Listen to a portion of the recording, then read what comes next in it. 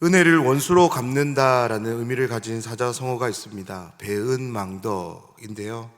우리가 누군가와 더불어 함께 살아갈 때 절대 해서는 안 되는 행동 중에 하나가 저는 이 배은망덕한 행동이라 생각합니다.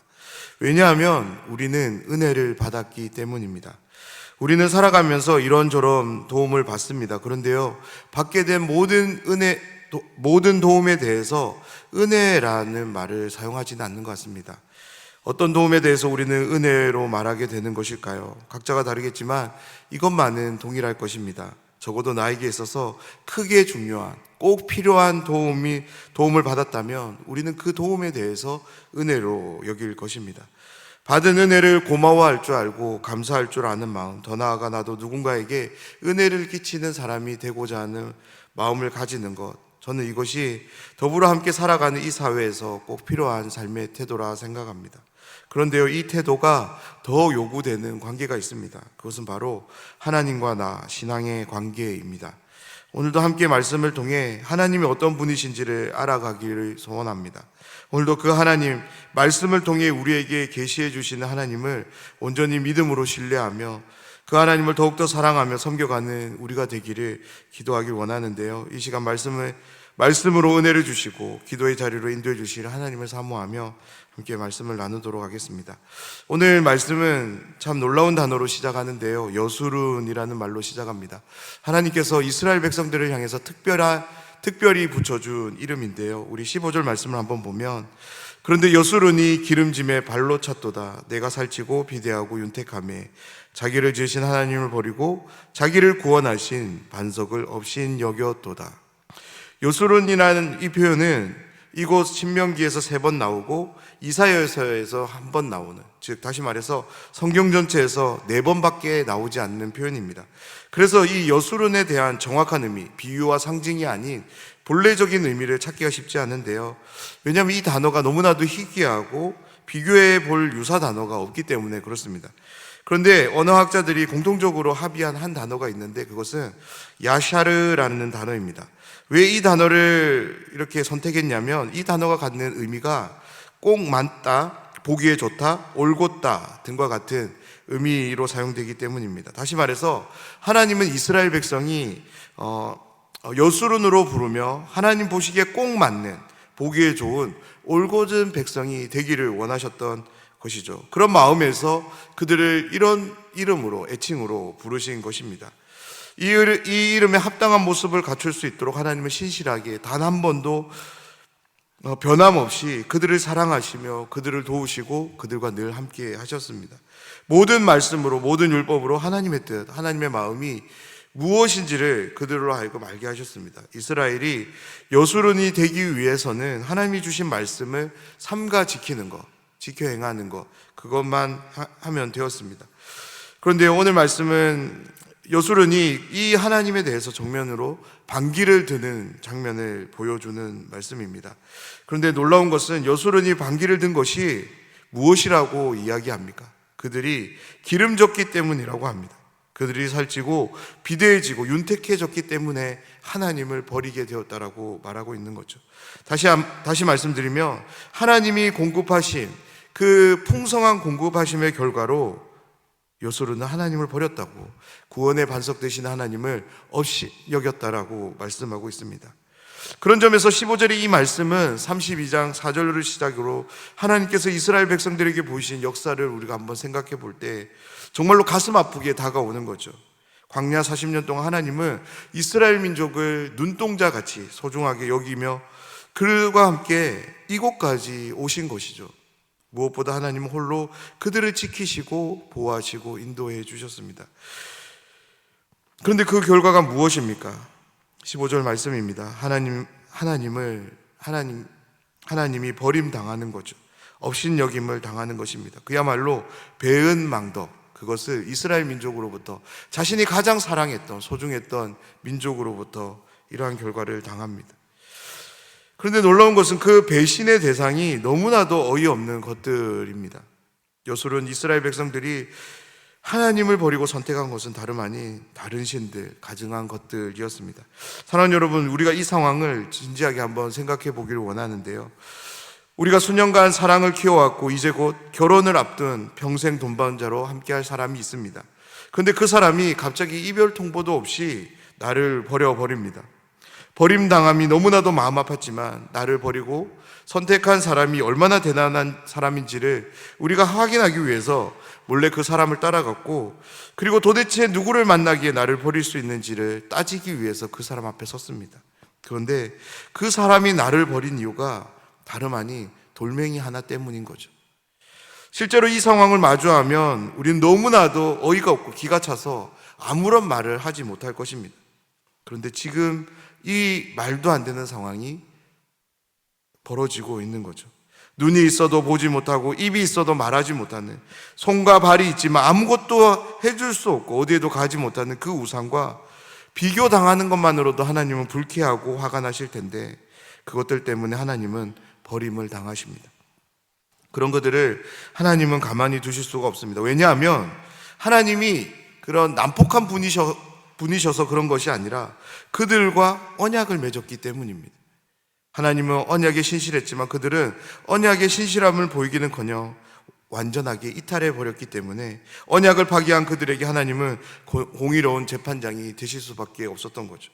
그들과 맺은 언약을 기억하시고 하나님은 그들을 심판하십니다. 15절부터 25절까지 모두 7절에 거쳐서 하나님의 분노가 표현되는데요, 하나님의 심판은 상황과 여건을 고려하지 않는 혹독한 현장으로 그들에게 주어지고 있는 것을 보여줍니다. 여기서도 이제 메리즘이라는 문학 기법을 통해서 그 심판이 얼마나 그리고 어떻게 주어지는지를 우리에게 생생하게 보여주는데요, 특히 수월의 깊은 곳까지, 땅뿐만 아니라 그 소산 모두에도 불같은 더위만으로도 충분할 텐데 하나님은 독한 질병도 함께 내려주실 것이라 말씀합니다. 그 심판에는 이제 들짐승도, 독을 품은 곤충들도 그렇게 사용하실 것이라고 말씀하는데요, 25절은 그로 인한 결과의 말씀으로 선언됩니다. 25절 말씀을 한번 보겠습니다. 밖으로는 칼에, 방 안에서는 놀람에 멸망하리니 젊은 남자도 처녀도 백발 노인과 함께 젖먹는 아이까지 그러하리로다. 한마디로 정말 진퇴양난의 상황이 벌어진 거죠. 밖에서만 이제 재난이 일어난다면 집안에 있으면 피할 수 있는데 집안에서도 그들이 감당할 수 없는 그 어려움이 함께 할 것이라고 말씀합니다. 다시 말해서 이스라엘 민족은 하나님이 내리시는 이 심판으로 꼼짝없이 멸망을 당해야만 되는 것입니다.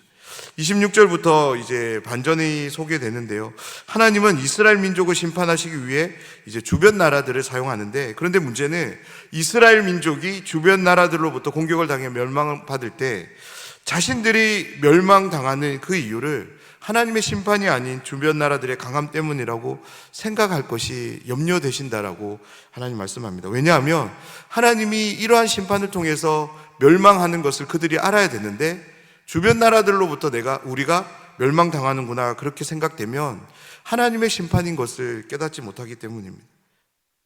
그런 이스라엘 민족에 대한 평가가 이제 28절을 시작으로 2절에 걸쳐서 소개됩니다.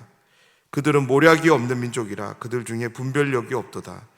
만일 그들이 지혜가 있어 이것을 깨달았으면 자기들의 종말을 분별하였으리라.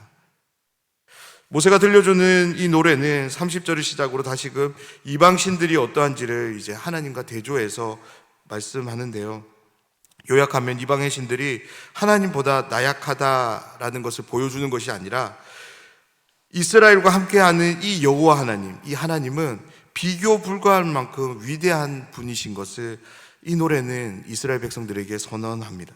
이 선언 앞에서 이스라엘 백성들은 아무런 할 말이 없습니다. 왜냐하면 그들은 이 하나님의 위대함을 직접 보았고 손으로 만졌으며 그 결과로 지금 여기까지 올 수 있었기 때문인 거죠. 그렇습니다. 하나님이 위대하지 않았다면, 강력하지 않으셨다면 이스라엘 백성들은 결코 이곳까지 올 수 없었습니다. 그러면서 아주 중요한 메시지를 전달하는데요, 이방신들이 하나님처럼 여겨진다는 겁니다. 그런 위대한 하나님과 그들이 동행했지만 그 하나님을 버리고 그 하나님을 없음 여기고 이방신을 그들은 하나님처럼 여긴다는 거죠.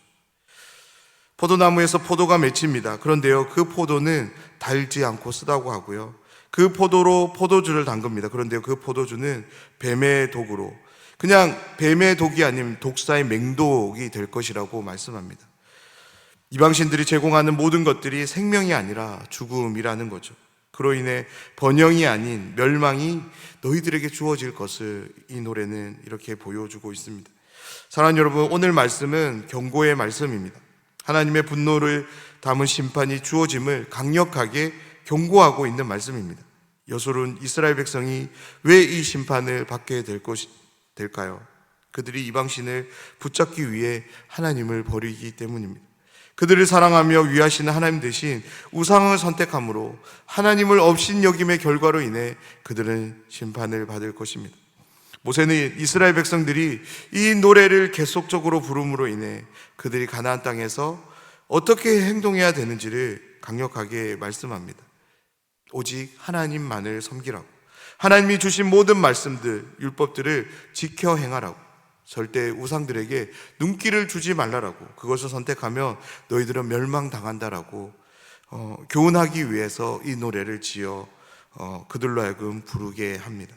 사랑하는 여러분, 하나님은 온 마음으로 이스라엘 민족을 사랑하시며 그들을 위해 늘 지극한 정성으로 어떤 상황 가운데서도 흔들리지 않는 반석처럼 한결같이 그들에게 자비를 베푸셨습니다. 하나님이 베푸시는 자비를 경험하면서 이스라엘 민족은 깨달아야 했습니다. 그로 인해 여술은이라는 이름에 걸맞는 행동을 해야 했습니다. 모세는 이 노래를 지어 부르게 함으로 그들의 신앙적 이탈을 막도록 도움을 주고 있는 것입니다. 그들이 언제든지 하나님을 버리고 이방신들을 선택할 것을 성령의 감동 안에서 보게 되었고, 그래서 모세는 이 노래를 지은 것이죠. 이 노래가 처음 들려졌을 때 이스라엘 백성들의 마음 가운데 이런 마음이 있지는 않았을까요? 모세를 향해 이렇게 말하고 싶지 않았을까요? 우리가 절대 그러지 않을 것입니다. 우리는 하나님만을 사랑하고 하나님이 주신 모든 말씀들을 언약한 바대로 철저하게 준행할 것입니다. 이렇게 말하고 싶지 않았을까요? 그렇습니다. 모세는 정말이지 이스라엘 백성들이 가나안 땅에서 하나님이 주시는 생명과 복만을 온전히 누리기를 바랬던 것 같습니다. 결코 사망과 저주가 그들과 함께하는 것을 원치 않았던 것이죠. 오늘 말씀을 보면서 우리 스스로에게도 이 한 가지를 분명히 물어보셨으면 좋겠습니다. 나에게 하나님은 어떤 분이신가?